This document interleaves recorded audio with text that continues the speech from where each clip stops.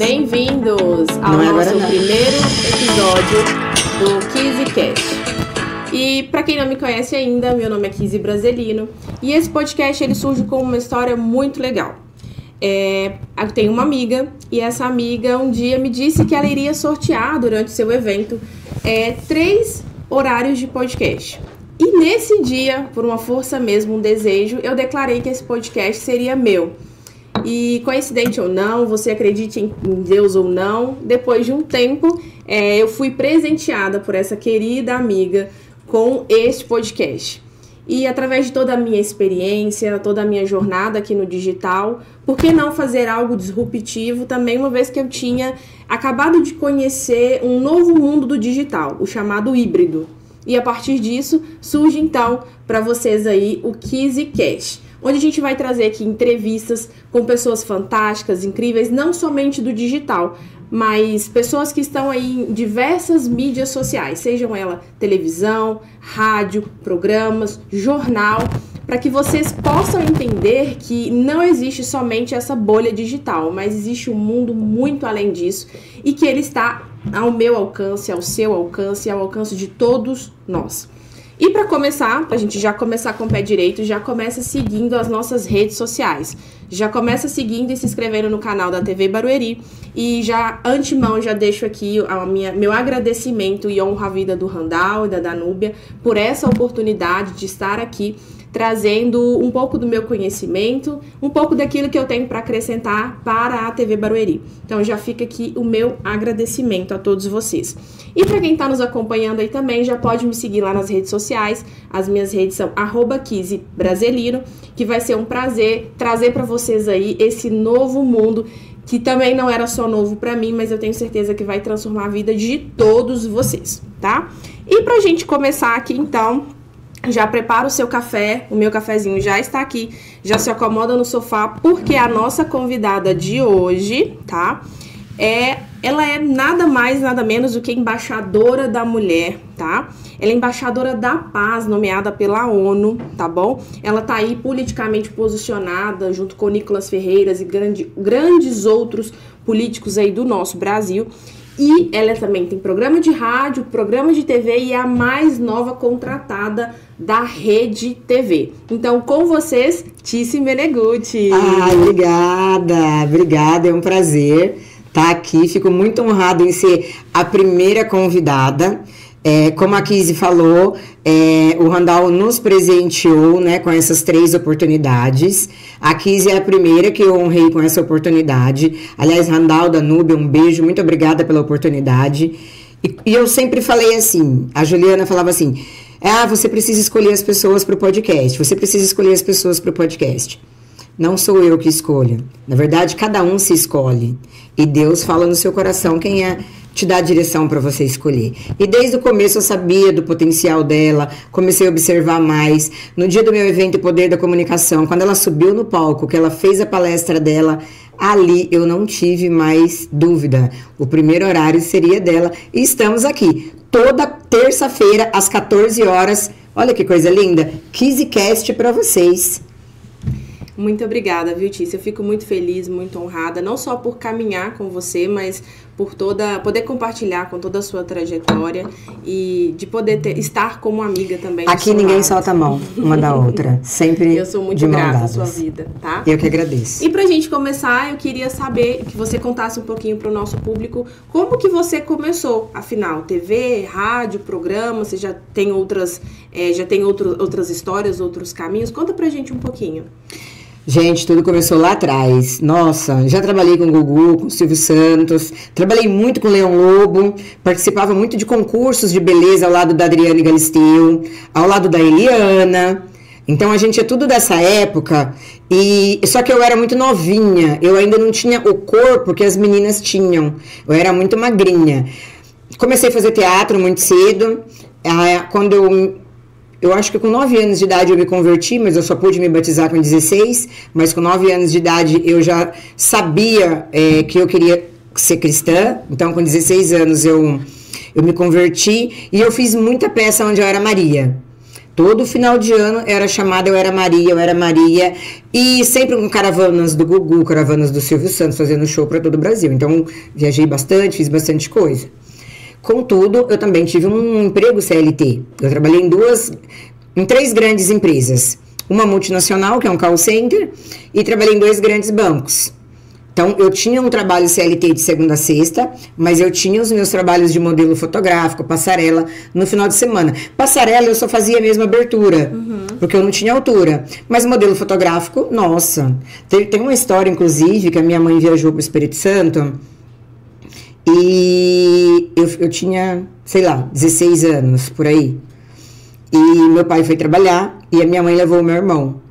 E a minha mãe me deixou na casa da minha vizinha. Só que aí eu fiz um trato com a minha vizinha. Durante o dia eu ficava na minha casa e à noite eu dormia na minha vizinha.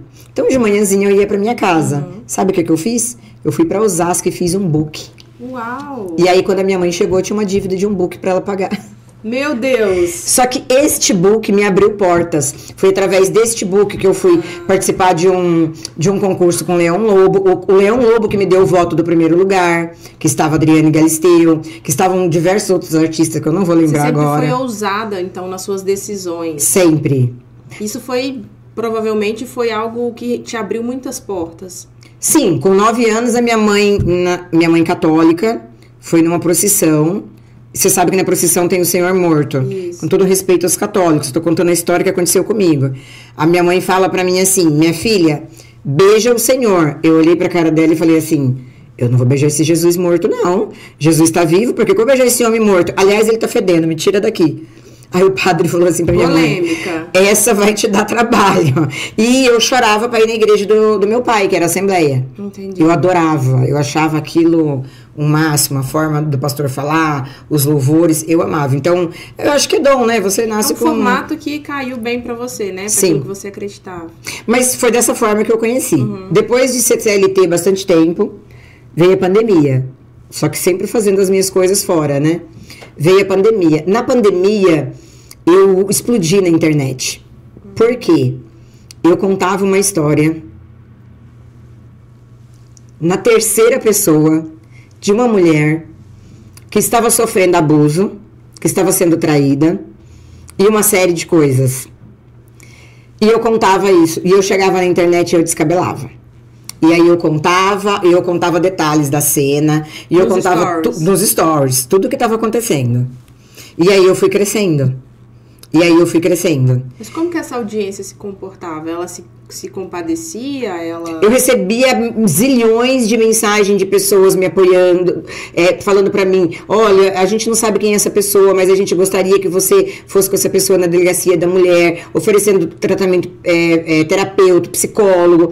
Então começou a chegar muitos seguidores. Entendi. Tipo, na pandemia acho que eu fiquei com 50 mil seguidores. Você contava como se estivesse contando a história de uma outra pessoa. De uma outra pessoa. E aí, a Danúbia, eu tenho um amigo, o Júnior Teixeira, que falou pra mim assim: amiga, eu te acompanho muito nos stories e eu acho que você deveria dar uma entrevista no programa da Danúbia.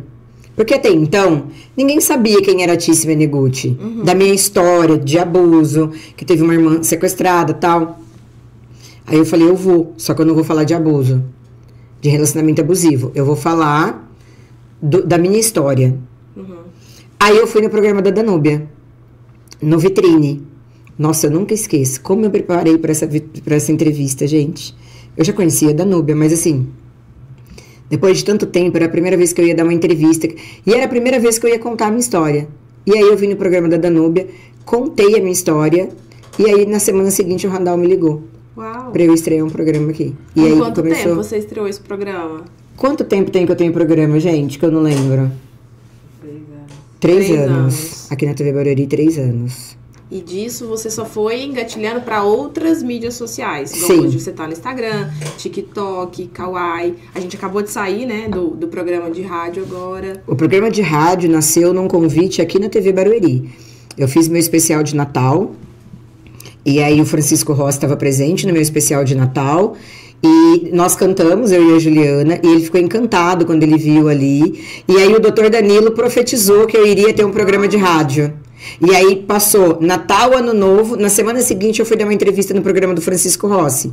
O programa do Francisco era das 10 ao meio-dia. Ele falou: Tice, estou abrindo mão do meu horário. Você vai fazer das 10 ao meio-dia, mas eu quero você aqui. Uau, parabéns. E aí eu fui descobrir o mundo do rádio. Porque foi igual você falou. O mundo híbrido. Isso. Como que você faz rádio? Rádio, você tem uma voz totalmente diferente do que eu tô fazendo aqui na TV. Eu, às vezes, atropelo, porque às vezes o meu cérebro vai na frente e já acho que falou.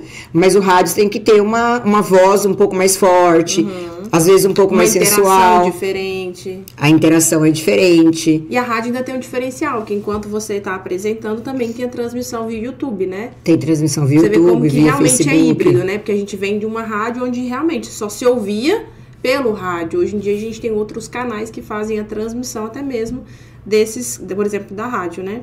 Então você tá no programa de TV, você tá na rádio, você vai escrever uma coluna agora também, não é? Vou escrever uma coluna no jornal Expressão, isso, do TPV. Então, acho que Kawaii, TikTok, em todas as redes sociais, são linguagens diferentes, são formatos diferentes, são públicos diferentes. Como que você consegue, existe alguma estratégia, como que você consegue estar em todos esses canais sem deixar de ser artista, de ter a sua essência, mas conseguir transmitir a informação que você quer passar para o seu público?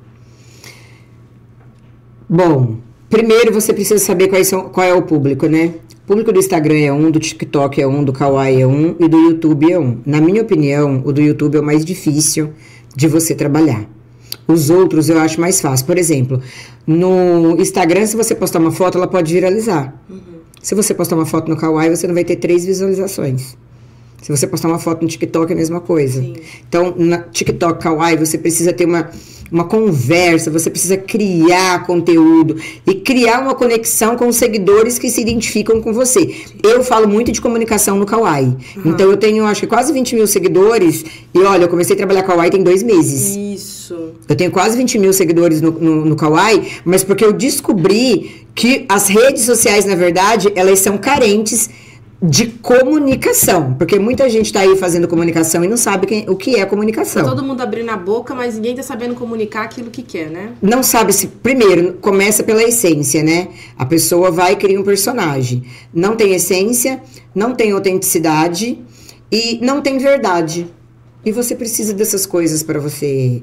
Eu acho que é por isso que eu me dou tão bem em todos os programas que eu vou, que eu faço, porque assim, eu não deixo de ser eu. Se eu tiver que falar com o Billy agora há pouco, eu vou falar: Billy, faz tal coisa, sabe? É naturalidade. A gente tá num programa ao vivo. Tanto que quando começou, eu tava aqui no celular, gente.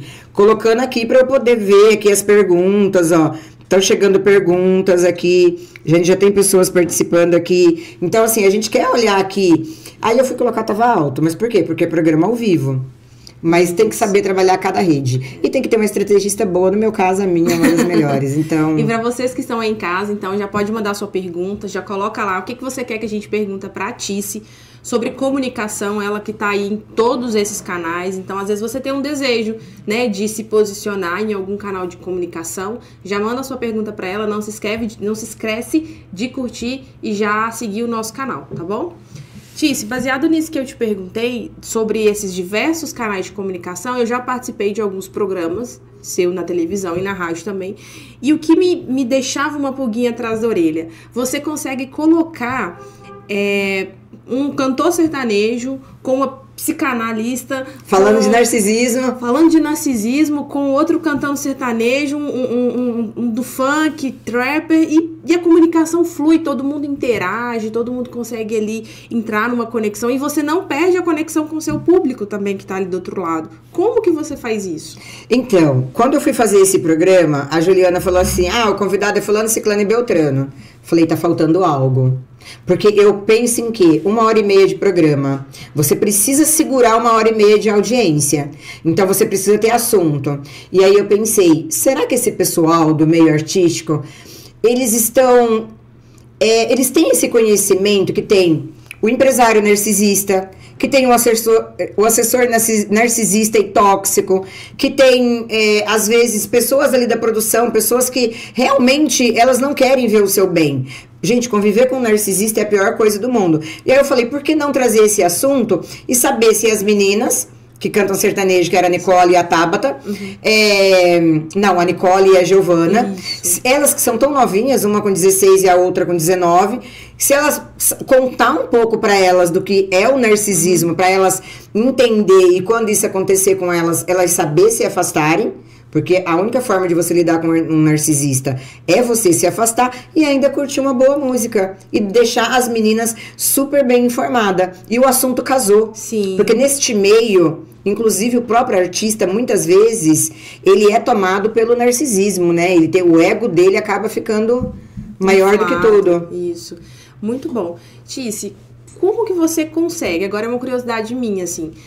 Lidar, por exemplo, uma das maiores dificuldades de quem quer começar hoje nas redes sociais é muito essa questão da aprovação. Estar aqui do outro lado, se expondo para vocês que estão aí nos assistindo, dá um frio na barriga, às vezes a gente fica mais ansioso. E nas mídias sociais, a gente lida com o famoso hater. Então, eu quero saber se você já lidou com algum hater, alguém que tentou ali de difamar, criar alguma história, porque afinal você tá ali no mundo dos famosos também, dos artistas. E como que você lida com isso? Amiga, eu tive hater 2 vezes na minha vida, por incrível que pareça. Não sou de ter hater. Como eu tive hater quando eu fiz a entrevista com a Shaline Grazik. Mas foi pelo fato de eu ser cristã e eu ter entrevistado uma vidente. Então eu recebi muita crítica. Só que eu não respondi essas críticas porque eu entendi cada uma delas. E eu sofri hater. Muitos, quando eu fiz a campanha do Rio Grande do Sul, que eu fiz um post falando do Pablo Marçal, apoiando o Pablo e fazendo a campanha junto com ele, pedindo para entregar as doações lá. Nossa, acabaram comigo nas redes sociais. Foi as únicas 2 vezes, porque o pessoal acha que a minha personalidade não combina com a dele, então eu tinha que fazer uma campanha só. Só que a gente sabe que quando acontece uma catástrofe como essa, não tem como você fazer algo sozinho. Foi como o próprio Pablo falou, você precisa de um todo. Sim. Né? Então, eu tive a opção de me agregar, me juntar a ele. Ele me deu essa oportunidade, que sozinho eu não ia fazer. E aí a gente fez todo mundo junto, não só eu, mas teve muita gente fazendo. Mas eu sofri bastante hater ali. Mas também não respondi. E a gente tá nessa bolha, a gente tá rodeado por essa bolha aí de Pablo Marçal. Afinal, também agora ele é um dos assuntos mais em alta aqui em São Paulo, né? Como que você vê esse posicionamento dele? Como que você vê essa questão do cancelamento que foi feito das redes sociais dele? Porque, afinal, ele é um cara que já estava ali ultrapassando o nosso atual presidente Lula em mais de 13 milhões de seguidores ali só no Instagram.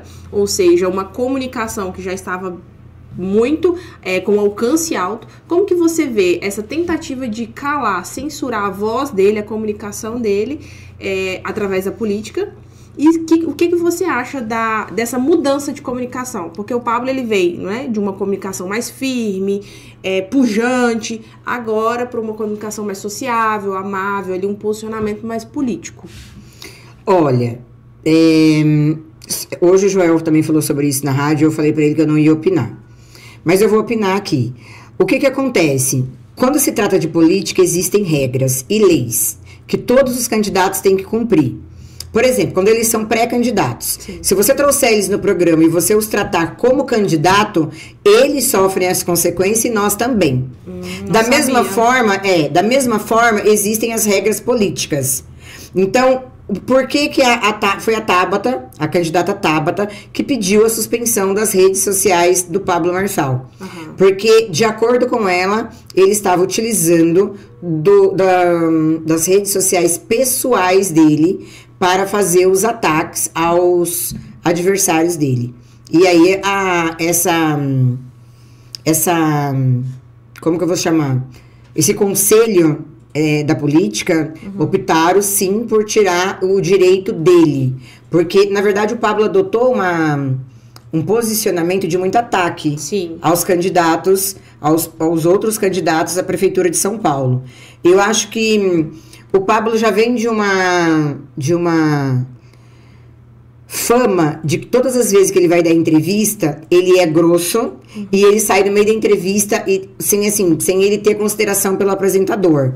Sempre eu ouvi isso, já ouvi isso de grandes apresentadores da Jovem Pan e de outros emissoras e tal também. Porém, o Pablo bate de frente, o Pablo vai lá e responde. Ele vai pra afronta. Ele vai pra afronta. Mas eu acho que nesse caso da política, ele poderia ter sido menos afrontoso e ele poderia ter utilizado de todas as benfeitorias que ele faz em prol das pessoas. E falar principalmente para a classe C. Eu acho que o que está faltando no Pablo é falar para a classe C, porque ele já fala para o público A. O Pablo é público A. Ele já tem um público muito grande, público A. Mas agora ele precisa se conectar com esse público C. Eu acho que a estratégia que ele está utilizando agora é indo para as ruas, né? Você não acha que, por exemplo, essa comunicação afrontosa dele não é uma forma de representar a classe C falando para o político aquilo que um dia todos nós tivemos a vontade de falar, mas nunca tivemos a coragem, a oportunidade de falar para esses políticos? Essa forma mais afrontosa de falar a verdade, de questionar, de realmente... Todo mundo sempre ouviu falar de sistema, mas que sistema é esse? E ele simplesmente trazer por A mais B, colocar as cartas na mesa e mostrar quem é esse sistema, como funciona, o que ele quer. E justamente você não acha que essa é uma estratégia dele de se comunicar com a classe C? Olha, essa estratégia dele... Estou te perguntando porque você é uma mulher bem posicionada politicamente. Essa estratégia dele seria ótima se ele não ficasse provocando o Boulos com o... Entendeu? Se ele não fizesse isso, a estratégia seria ótima. Por quê? A gente sabe que nas comunidades o uso da droga, ela é mais frequente. Mais habitual, digamos assim. Não é mais frequente. Mais habitual. Gente, quem quer usar droga também usa em qualquer lugar. Classe A, classe B, classe C, não importa. Mas quando a gente fala de uma comunidade, sempre tem um líder nessa comunidade. E aí, se você faz uma provocação para um adversário seu nesse sentido, quando você entrar na comunidade, você já não vai ser benquisto. Entendi. Porque você já está vindo com uma provocação. Porque qual que é, eu acho que o maior objetivo de todos os candidatos? Que realmente o tráfico diminua. Que as nossas crianças parem de traficar, parem de morrer. As crianças são o futuro do nosso Brasil. Sim. Então a gente não pode ter criança traficando. A gente não pode ter criança na droga. E aí você, ao invés de você chegar e provocar o candidato falando que esse tipo de coisa, faça um plano de governo que você vai tirar as crianças, os adolescentes desse meio. Eu acho que nenhum dos candidatos tem esse hábito de apresentar plano, né, nos debates. Não, os debates é só todo mundo se degladiando, gente, é um negócio...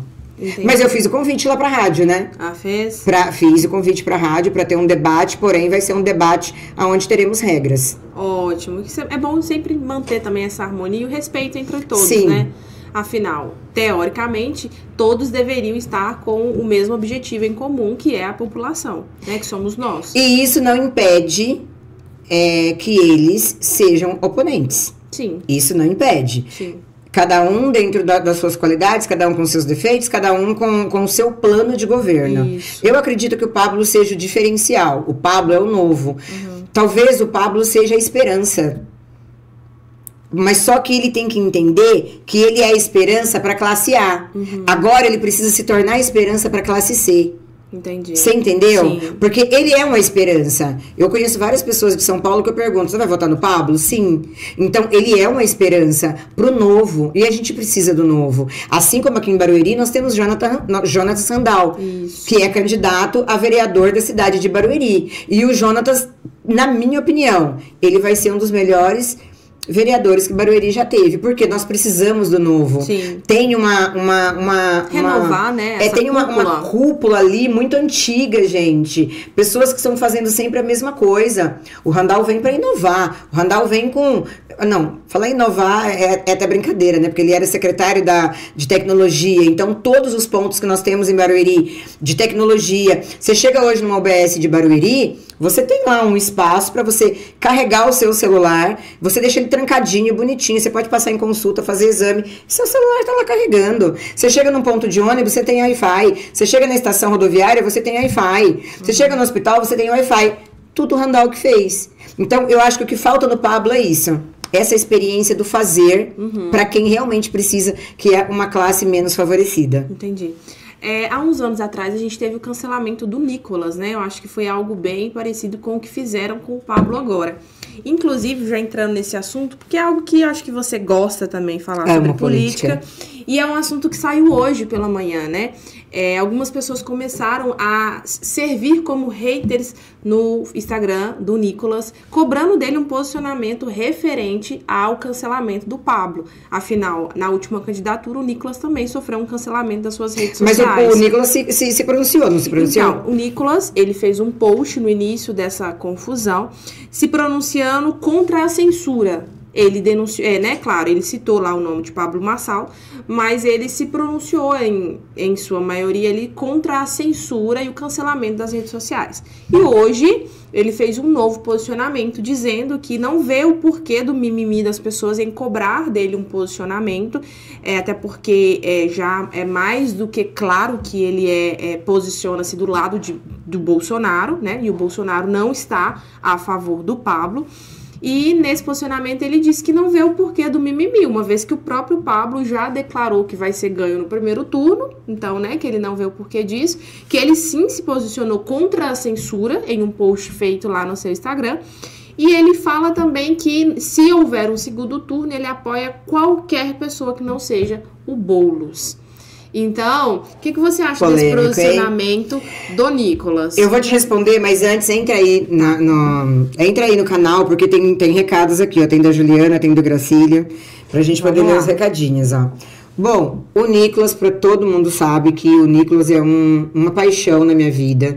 Eu tive a honra de entrevistar o Nicolas ano passado, e esse ano eu vou ter a honra de entrevistar o Nicolas de novo. Que dia que é, Juliana, que eu vou entrevistar o Nicolas? Sabe a data? De setembro? Dia 23 e dia 24 de setembro eu estarei com o Nicolas num evento aqui em São Paulo. Vou fazer uma entrevista com ele. Eu admiro o Nicolas como político. Eu admiro o Nicolas como cristão. Eu admiro o Nicolas como marido. Eu admiro o Nicolas, a mãe desse menino, cara. Eu admiro a educação dele. Eu admiro ele como homem. Eu vejo que o Nicolas é uma das maiores promessas políticas do Brasil, é o Nicolas. Inclusive eu tenho o livro dele, Um Cristão na Política. O Nicolas, ele domina 3 assuntos que ninguém ganha dele: política, Bíblia e direito. Sim. Tanto que se você pegar os cortes lá no TikTok, é só facas Tramontina, gente. E ele tem um curso, né, que ensina as pessoas aí justamente também sobre essa questão da política, sobre a luz cristã, né? É maravilhoso. Eu acredito que ele não tá querendo entrar em polêmica no posicionamento dele. Uhum. Porque até parece que onde eu sei, ele e o Pablo também, eu acho que eles são amigos. Então eu acho que ele não... óbvio que ele sempre fala que ele já se posicionou, que ele é bolsonarista, ele é amigo do Bolsonaro também. Porém, se eu não estou enganada, ele é muito cordial com o Pablo Marçal. Então eu acho que para não chatear nenhum e nem chatear o outro e ter um posicionamento mais ético, eu acho que ele fez esse posicionamento. Eles têm pensamentos bem parecidos, né? Que é o do empreendedorismo, de realmente acabar com essas regalias na política, de não ter favorzinho, de realmente trazer a política para o povo. Acho que nisso eles se combinam, né? Eu acho que ele foi muito ético no posicionamento dele, porque ele não, em momento algum, ele deixou de apoiar o Bolsonaro, que ele sempre, desde o começo, ele declarou que ele é bolsonarista, mas em momento nenhum ele atacou o Pablo, em momento nenhum ele faltou com a ética, faltou com um carinho de amigo ali. Então, eu acho que essa censura do Pablo depende do Pablo para acabar. Então, eu acho que eu quis e vejo como, eu acho que foi o foguete que precisava pro Pablo decolar. Escuta aí, o barulho do foguete. Eu acho que foi justamente isso, porque a tentativa de censurar e calar o Pablo fez com que quem apoia ele, e ele por estar no meio digital, ou seja, grandes influenciadores, abriram a boca e começaram a potencializar algo que, ou seja, ele teve evangelizadores, pessoas que se autopromoveram por ele. Então eu acho que foi uma... Na verdade, mesmo o Pablo sendo censurado, o Pablo continua nas redes sociais. Sim. Porque todo mundo fala dele. Então ele tem 15 milhões de seguidores? Então, ele tinha 13 milhões quando foi cancelado. No dia que ele passou... Na hora que abri as redes sociais dele... Olha lá se não tiver... Em 2 dias ele já bateu quase 3 milhões de pessoas. Então, ele tem muita gente que fala por ele, né? Sim. Então, na verdade, não calou ele. Mas, realmente, eu como jornalista sou totalmente contra a censura. Ótimo. Sou totalmente contra a censura. Vamos ler aqui o recadinho da Juliana. Boa tarde, entrevista maravilhosa. Beijo, Ju. Gracílio, um dos segredos da comunicação é ser autêntico. Sinto que a Tice é a Tice, não é uma personagem, ela é real. E aí? E o meu sobrinho, Davi, Deus abençoe essa nova caminhada. Um beijo, Davi. Titia te ama, viu? Ama muito você. O Pablo, queira ou não, né? Queira ou não queira, já está inserido no sistema. Tanto que nesse ecossistema ele é o predador e não o predado, que são as classes mais abastadas. Hipocrisia, falar do sistema, demagogia. Opinião do Gracílio Condo. Isso, opinião do Gracílio.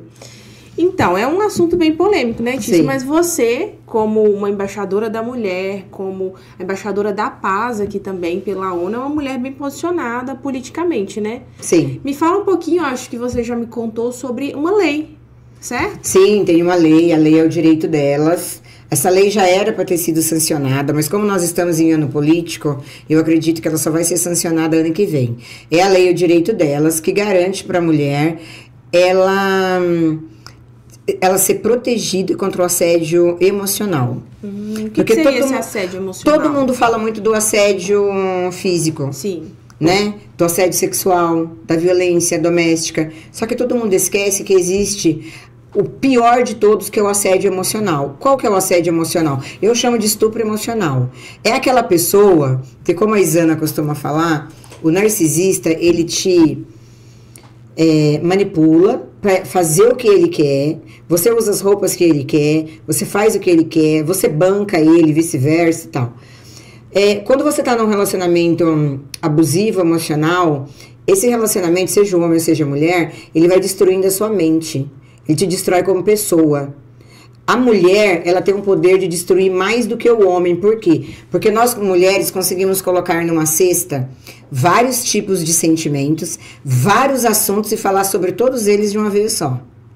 O homem fala de um assunto de cada vez e a cesta dele é só uma, gente. É só uma cestinha. E ele se esquece ele ainda no meio do caminho. Se esquece. Mas quando ele também começa a falar sobre isso, fazer esse assédio emocional com você, na maioria das vezes ele te pune. Na maioria das vezes ele tira aquilo que você mais gosta. Ele deixa você perder aquilo que você mais gosta. Ele não te elogia. Ele te compara. E essa dor da comparação é algo que machuca muitas mulheres. Machuca muito. E o que ele faz pior, ele te pune financeiramente. Lá atrás, você disse pra mim que quando você estourou nas redes sociais, você estava contando a história de uma mulher na terceira pessoa, certo? Onde você se inspirou pra contar essa história? Afinal, uma história, deve ser, pelo que você disse, uma história narcisista, né? Também. E que veio a calhar com tantas coisas na sua vida. Afinal, hoje você defende as mulheres, hoje você tem um título de embaixadora da mulher. Ou seja, o que faz uma embaixadora da mulher? Eu defendo outras mulheres, seja ela criança, bebê, adolescente, terceira idade, não importa. Eu defendo todas as mulheres em qualquer assunto, seja no estelionato sentimental, seja no abuso emocional, abuso sexual, pessoas tóxicas, narcisista. Eu defendo a mulher em todos os âmbitos, principalmente colocar a mulher num ambiente seguro. Essa pergunta que você fez, quem era a mulher que eu tanto falava, é uma pergunta que ela mexe muito comigo, entendeu? Porque quando você... Todo mundo fala assim, né? Todas as vezes que você fala de algo e você tá curado, você não chora. Você fala na maior naturalidade. Hoje eu falo pra você na maior naturalidade. Eu sofri abuso quando eu era criança. E isso não mexe em nada comigo. Entendeu? Hoje eu não sinto nada sobre isso.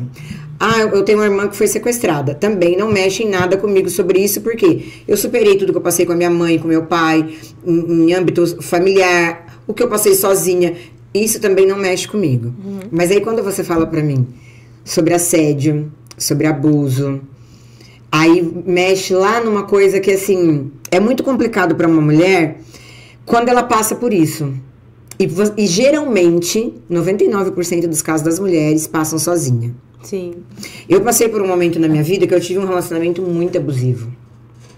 Eu só nunca levei um tapa. Mas, assim, todo tipo de abuso emocional, sentimental...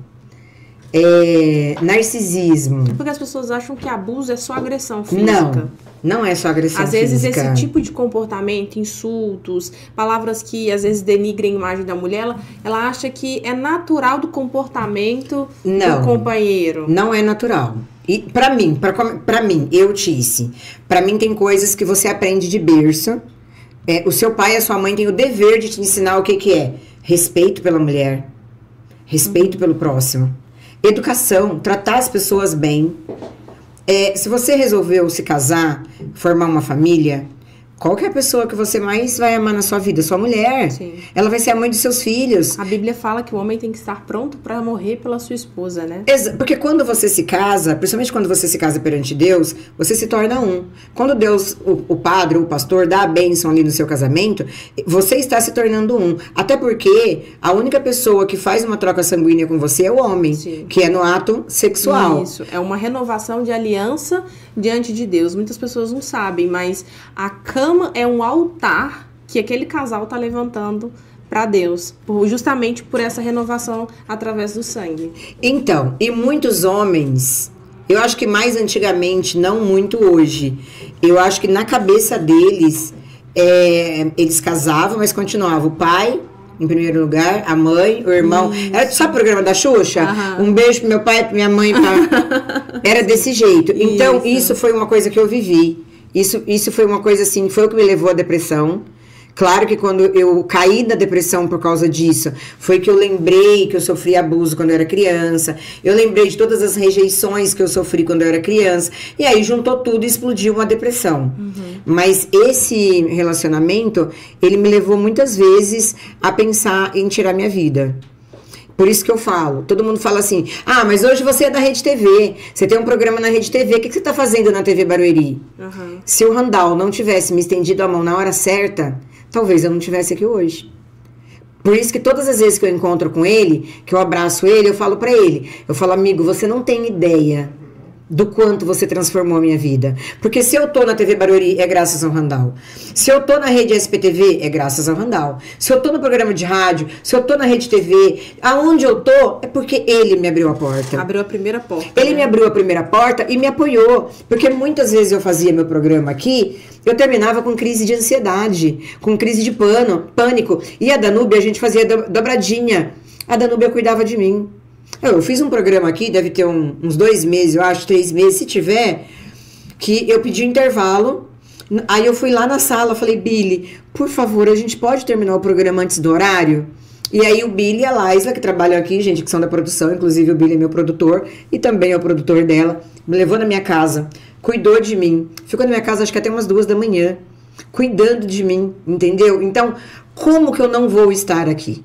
Sim. Então, independente de qualquer pessoa, eu sou TV Barueri. Eu vou estar na TV Barueri. E eu vou ser grata pro Randall o resto da minha vida. Ele é uma pessoa muito especial pra mim. Tanto ele quanto a Danúbia. Isso é muito lindo, né? Porque nesse mundo de artistas, que é o mundo que você vive hoje, esse mundo das mídias sociais, a gente não costuma ver esse tipo de coisa. A gente tá acostumado aí a ver pessoas que hoje tem um pronunciamento, amanhã falam de uma outra coisa, hoje estão em uma emissora, amanhã tchau para essa emissora e tô indo para outra e não demonstra gratidão, né, por tudo que já viveu.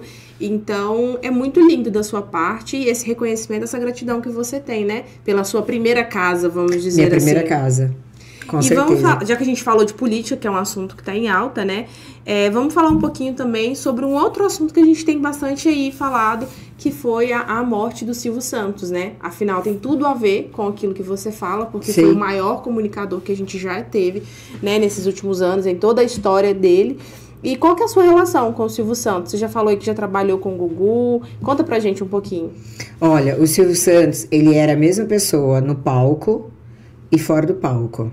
O Silvio Santos, quando a calça dele abriu e caiu no meio do programa dele, o pessoal, para.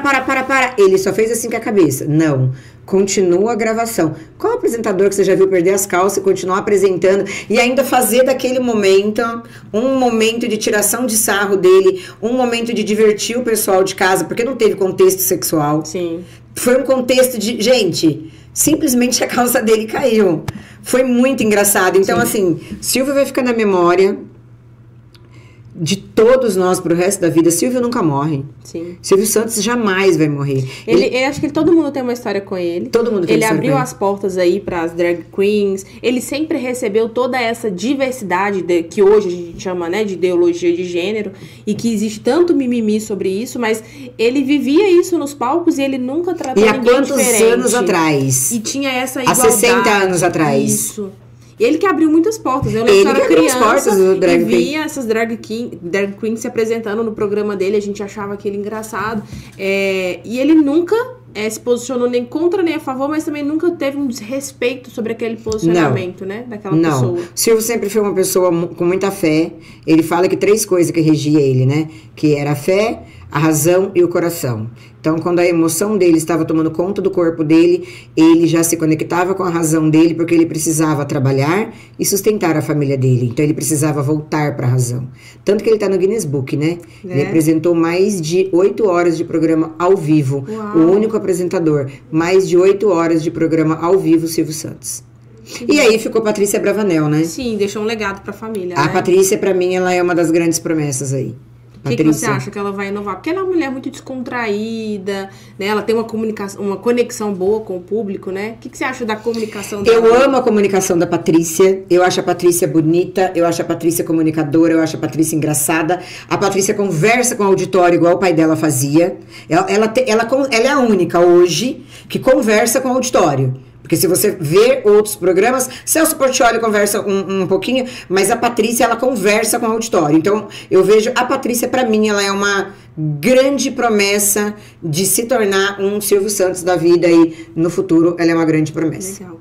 Qual que é o legado que o Silvio vai deixar na sua vida? O que você mais aprendeu? Comunicação.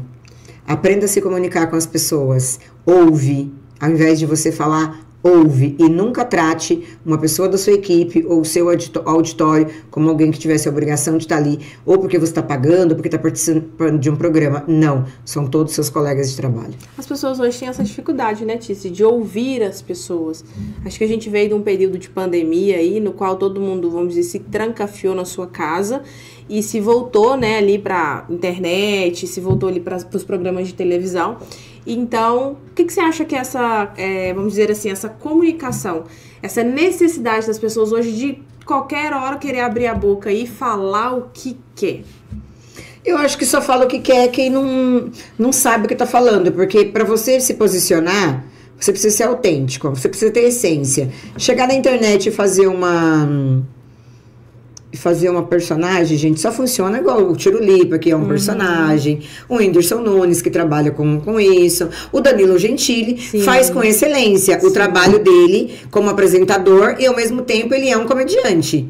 Então, faz com excelência. Agora, tenha essência. Seja você. Não adianta você ir pra internet querendo lacrar. Aliás, não tente lacrar em cima de ninguém, porque você tem que lacrar em cima de você. Você teve a oportunidade? Faça acontecer. Porque só vai acontecer na sua vida se você fizer acontecer. Não espere que ninguém faça por você. As pessoas vão te dar a oportunidade, mas quem vai fazer acontecer é você. Boa. Então, pessoal, a gente está chegando ao fim. Passa rápido, né? Passa rápido. Dá pra colocar uma música assim, Mas antes, Tícia, eu quero te fazer uma pergunta. Se toda essa história que você me contou aqui hoje, você pudesse resumir ela e colocar num livro, qual seria o nome desse seu livro? E por quê? Nossa, me arrepiou. Não teria outro título se não fosse A História de uma Embaixadora. E por quê? Porque quando você fala de embaixadora, engloba agressão doméstica, violência emocional, estelionato sentimental, engloba toda a mulher, entendeu? Engloba uma defesa, uma luta por toda a mulher. Então, com certeza seria a história de uma embaixadora. Muito bom. E para quem tá começando, tá nos acompanhando aí, tá começando agora provavelmente, né, nas mídias sociais, esses adolescentes e jovens que querem começar hoje como influenciador, mas também algumas pessoas já aí mais adultas que querem começar nesse mundo digital. Qual que é o seu conselho para eles hoje? Procure uma estrategista digital. Gente, eu fiquei muito tempo fazendo eu mesma minhas redes sociais. Mas quando ela começou a fazer minhas redes sociais, tudo mudou. Então, assim, a gente tem que ter estratégia, né? Você tem que ter uma estratégia Mas olha só, ela faz a estratégia do meu Instagram. Só que eu fui estudar e descobrir como fazer o Kawaii. Isso. Inclusive, eu tenho um curso, tá? É só entrar lá que vocês vão encontrar meu curso. Exatamente. Porque você precisa estudar o seu público. Qual é o seu nicho? Do que você quer falar? E não perder a sua essência e a sua autenticidade. Eu sou Gente, a minha essência, às vezes eu tô fazendo uma pergunta, eu paro de fazer a pergunta pra fazer uma piada, eu perco o amigo, não perco a piada, porque programa tem que ser leve, é bate-papo, é descontração. E eu tenho certeza que o seu vai ser um grande sucesso. Amém. E assim, não tem nem como expressar, né? Minha gratidão, já te falei isso várias vezes, por tudo que você já fez por mim. Você é uma pessoa, assim, fantástica. Eu que te agradeço. Por se permitir ser instrumento na vida das pessoas, por contar a sua história, por permitir com que outras mulheres possam te ouvir. E você ter essa coragem mesmo de colocar o seu rosto na frente das câmeras e contar a sua história, tudo que você já passou. Ou seja, trazer à tona aí toda a sua dor. Mas você tem a certeza que essa dor é que vai também curar e transformar a vida de muitas outras mulheres. É através disso que Deus está me moldando para eu chegar lá na frente e Deus entregar a minha bênção, né? Ele entrega todos os dias, gente. É que tem uma que é tão grande que eu tenho que estar preparada para isso. Tem que ser capacitada, Tem que ser capacitada. É o que a gente fala. Às vezes a gente pede tanto alguma coisa, mas a gente não se prepara para aquela oportunidade, né? Sim. Então, se você quer muito algo, você precisa se preparar, porque quando aquela oportunidade chegar, você tem que estar já com a roupa pronta, a mala pronta para aproveitar aquilo que vai acontecer. Senão você vai ver a oportunidade passar, vai ver quem tá ali do seu lado, às vezes estando preparado, né? Uhum. E essa oportunidade vai ser entregue de bandeja para outra pessoa, né? Então, não que Deus faz acepção, mas você tem que estar preparado para receber aquilo que Ele tem para te entregar, né? É isso aí. Então, Tice, muito obrigada. Eu que te agradeço. Foi um prazer te receber aqui. Espero que você volte mais vezes. Com certeza. Para contar outras histórias, né? Pra gente falar um dia só de política ou pra gente contar ali outras histórias da sua vida. Traz um político aqui pra você me entrevistar e me chama. Vou adorar. Vamos fazer? Vamos fazer? Vamos entrevistar um político agora que já tá nessa campanha, porque afinal O candidato a prefeito de Itu, Rodrigo Moraes, já fica aqui, ó. O convite, Rodrigo Moraes, deputado estadual, hoje candidato a prefeito de Itu. Já tá o convite para vir aqui na TV Barueri, no KiziCast, para dar uma entrevista e eu vou participar. Aí, porque afinal, a gente precisa de canais mais democráticos em que esses políticos vão falar. Sim. Sem esse formato de pujança, agressão, Sim. Né? Um canal em que eles realmente possam se expressar e conseguir falar com as pessoas, né? Exatamente. Então é isso, galera. Muito obrigada por esse nosso primeiro episódio, primeiro de muitos. Então, todas as terças-feiras, às 14 horas, aqui na TV Barueri, a gente vai estar com o nosso KiziCast, tá? Já entra lá nas nossas redes sociais, segue o nosso canal, já se inscreve, entra lá no meu Instagram também, @KiziBrazelino, já deixa sua pergunta, seu comentário. Conta lá quem é que você quer ver aqui no KiziCast, porque a gente vai atrás dessa pessoa e trazer ela aqui para que você esteja sempre muito bem informado sobre esse mundo híbrido, sobre as mídias sociais, sobre a televisão, porque afinal, profissionais que vão ali ter as suas estratégias, assim como eu tenho as minhas, a gente tem no mercado, mas e como será que esses profissionais, que não profissionais, como que essas pessoas que estão aqui do outro lado da telinha, que fazem as próprias estratégias, afinal, os influenciadores, eles não entregam as suas redes sociais na mão de profissionais. Como que eles pensam?